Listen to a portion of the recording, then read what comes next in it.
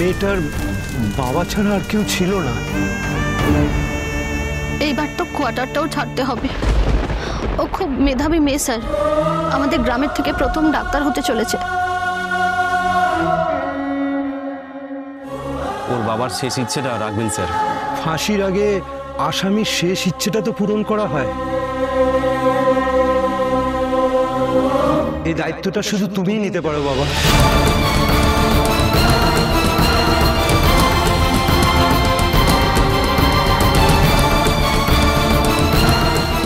মেয়েটাকে বাঁচান স্যার, এই গ্রামের লোকেরা ওকে বাঁচাতে পারে না। আপনি ওর আজীবনের দায়িত্ব নিন স্যার।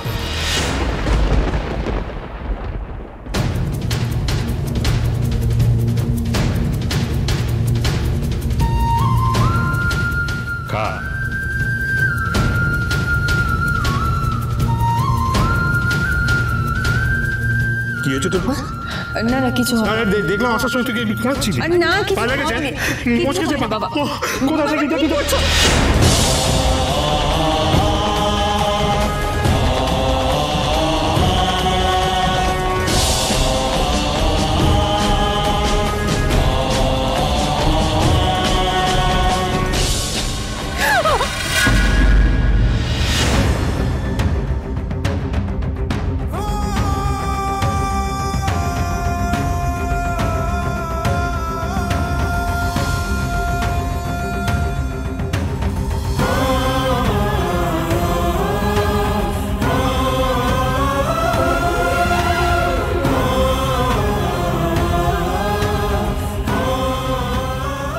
আমার বাবাকে ছেড়ে দিন, আমার বাবা রিটায়ার করেছেন। উনি এখনো একজন অন ডিউটি পুলিশ অফিসার।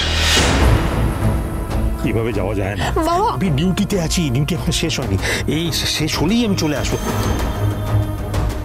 আমি শুনেছি আপনার কোনো আত্মীয় স্বজন নেই। যদি কারোর কথা মনে পড়ে তাহলে আমাকে বলবেন, আমি নিজে যাব, গিয়ে তাকে খবর দেব। আর কলকাতায় মেডিকেল কলেজে যদি কোনো লোকাল গার্জেনের প্রয়োজন হয় তখন আমাকে বলবেন, আমি সই করব। কোনো কিছুর দরকার হলেও আপনি আমাকেই বলবেন, আমি আছি। আমার বাবার রিটায়ারমেন্টের দিনেও আপনি ওনাকে ডিউটিতে নিয়ে গেছিলেন। আজকে আমার বাবা বেঁচে নেই শুধু সেই কারণে। আমি আমার বাবাকে হারিয়েছি শুধু আপনার জন্য।